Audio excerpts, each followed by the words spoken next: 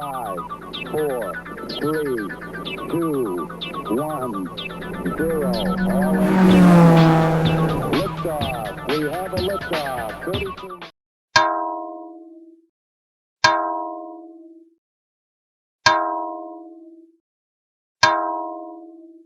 This evening we're going to take a walk with the Canon G7X Mark III and hopefully do some street photography. And we're going to talk about who this camera's for, why you would get it, and if it's just a good choice for a camera in the new year. Alright, so before we venture out into the cold, here's a look at my setup. Now a point and shoot like this with full professional features, there's a lot of different ways to set it up. This is how I find it most useful and practical. I mean, I did run with little Sennheiser mics and this little Comica mic for a while, but that leads to some issues with durability, consistency. I'll go into this in another video, but for now, this is just how I find it most suitable for my needs. Now for specs, it's a 4K camera. It can do full HD at up to 60 frames per second. It even has 120 frames per second, but there's no autofocus and there's no sound. Now what sets this apart from its predecessor is the mic jack. It's built a little bit tougher than the G7X Mark II, but other than that, they're about the same camera, aside from the 4K. Now I did pick this up because although I do like the DJI Osmo Pocket, I just felt like this might be a better choice for hybrid shooting and slip shots, you know, where you can't take a big camera, you don't want to be up in someone's face with it. So I thought this would just be a nice in-between from a full-on DSLR and a DJI Osmo Pocket, but I do miss the Pocket. Was it a good choice? Well, we'll talk about it. So now it's golden hour, I think we'll go out and test out the camera.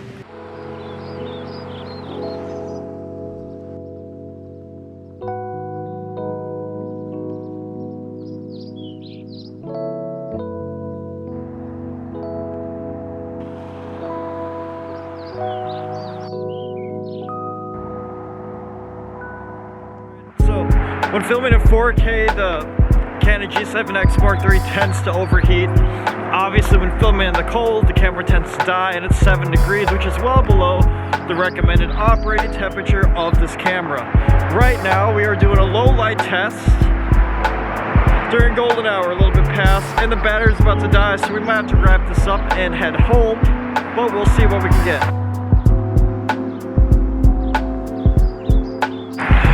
Alright, so busy intersection, no microphone attached. This is what the Canon G7X Mark III sounds like. About it.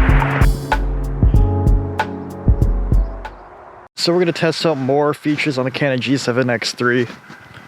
Obviously right now it's like a vlogging test, but we're going to look at more of the photo-esque features today. We're going to do so by doing some snowboarding.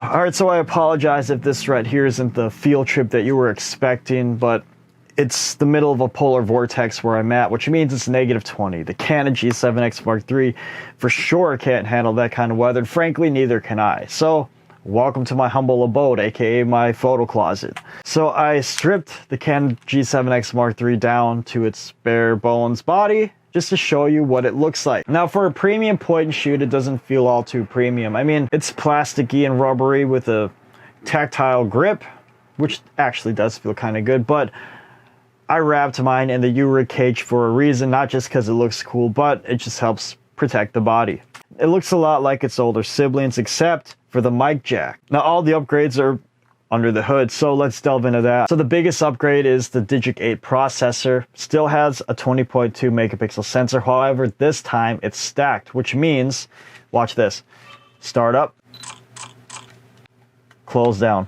It's freaking fast. For me, this could really be seen on the photo side of things. A lot of people tend to look over the G7X series for photography because frankly, they're just vlogging machines, but this is a fantastic choice for travelers, people who just want a great image without having to worry about a cumbersome setup to carry around and slip in their pocket.